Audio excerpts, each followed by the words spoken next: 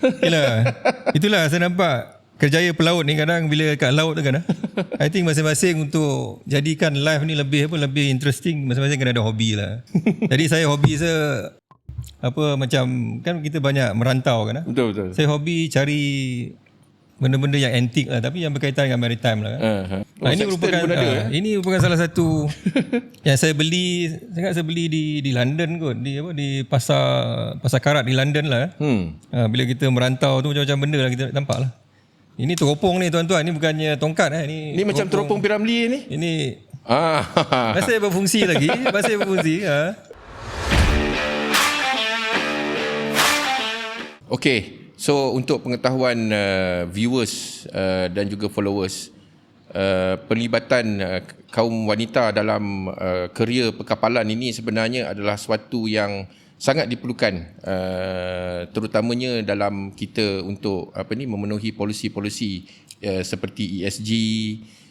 Untuk pengetahuan semua, kita sebenarnya telah berjaya melahirkan contohnya seperti di Syarikat Perkapalan Malaysia MISC Berhad.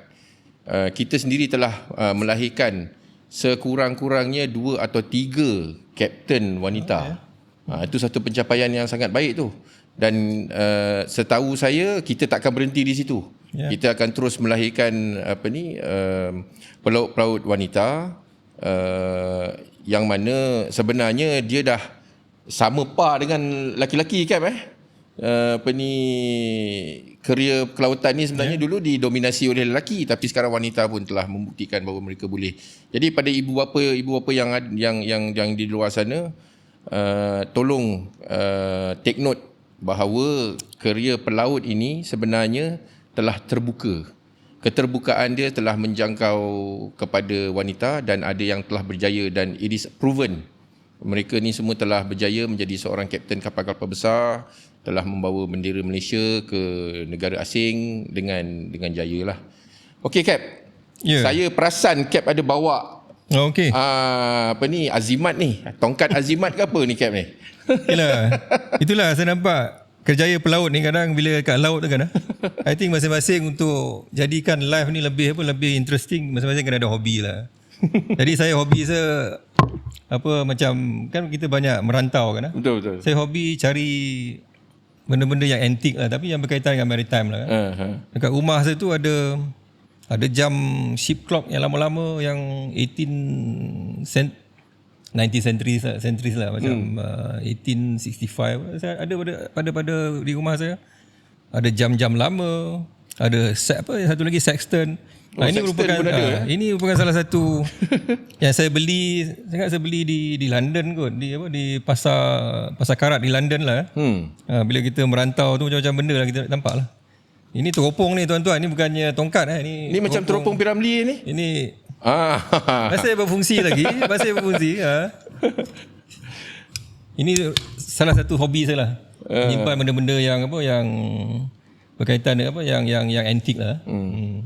Jadi itulah dekat laut, selain kerjaya pelaut, selain daripada merayau ataupun menjadi pengembara di seluruh pelosok dunia, so you boleh juga cari your punya own hobi lah. Atas kapal ada yang kaki mengukir, ada yang kaki bersajak, terpulang.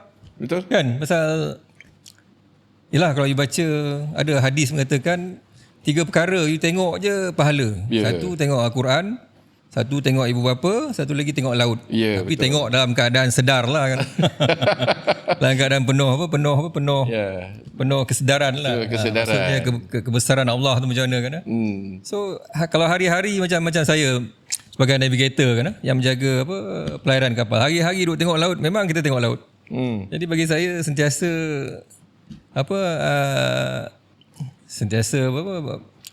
mengumpul pahala lah kan. Maksud saya yang bila kita berada di laut ni lah.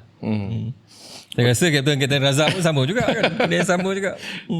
Saya apa yang saya buat sebenarnya, bila saya pergi tiap-tiap negara tu, saya akan beli mark yang ada tulis nama negara ataupun bandar-bandar yang kita lawat. Jadi kat rumah tu bersusun, punyalah banyak dekat dekat almari tu banyak London lah, Tokyo lah dan macam-macam lagi sebenarnya ada. Itulah pada anak-anak muda, you tak masuk kerjaya pelaut rugi.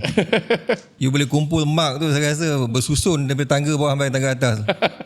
Rugi kalau tak buat. Ada kita dah itu pasal Tuan Razak, bagi saya kita punya you punya podcast Legasi ni mudah actually untuk tarik InsyaAllah. orang-orang muda pasal kerjaya ni, menarik dan mencabar lah. Alhamdulillah. Okey, so hari ni kita dah cerita kepentingan, keperluan pelaut-pelaut yang yang diperlukan oleh negara sebenarnya terlampau luas, terlampau banyak dan keperluan tu sentiasa ada. Macam Kapten Nazri cakap tadi, sebanyak mana COR tu dikeluarkan, sebenarnya itulah banyaknya kita perlukan pelaut-pelaut dari lokal ataupun Malaysian. Jadi di situ sebenarnya adalah market, di situ juga adalah opportunity untuk anak-anak muda menceburi bidang kelautan. Tak ramai yang tahu. Nanti di podcast yang akan datang kita akan kupas serba sedikit tentang kelebihan sebagai seorang pelaut. Okey Kap, sebelum kita mengakhiri podcast kita pada kali ini, apa pesanan Kap dan cabaran Kap pada anak-anak muda Malaysia ni? Untuk menceburi bidang kelautan ni.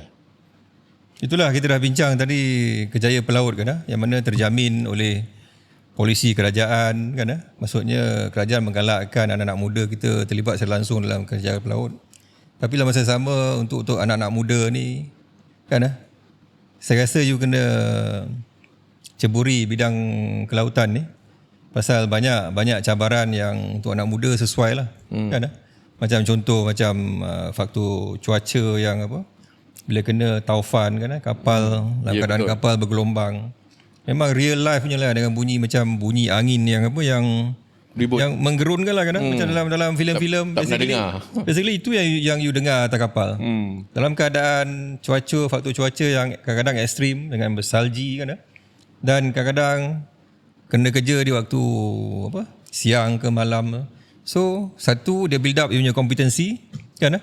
Jadi anak muda yang kompeten, satu lagi anak muda yang berdisiplin kan, dan satu lagi anak muda yang explore. Macam tadi perempuan boleh masuk dalam bidang kelautan, maksudnya dia explore, dia pecahkan all the barriers lah kan. Betul. So baguslah kita cabarlah anak-anak muda. Come and join come and join us. Dalam bidang kelautan. Only a tough man can go to sea. Itu. Okay. So maksud saya kita kena promote dan kena galakkan dia orang lah. Betul.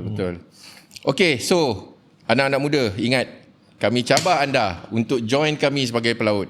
Okay. So terima kasih kepada semua followers dan juga kepada semua viewers.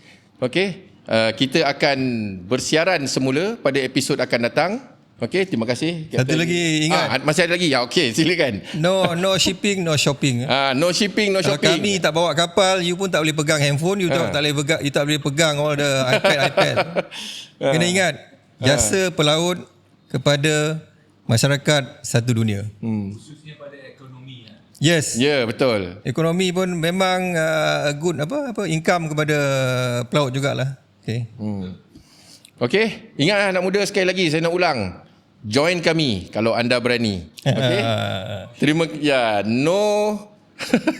No shipping, no shopping. Nak cakap pun nampak macam kelakar, klise kan, tapi sebenarnya itu reality kan itu reality dia. Okey. Okey anak-anak muda, lagi sekali, ni kali ketiga join kami sebagai pelaut. Okey, kita jumpa di podcast akan datang. Terima kasih. Assalamualaikum. Assalamualaikum.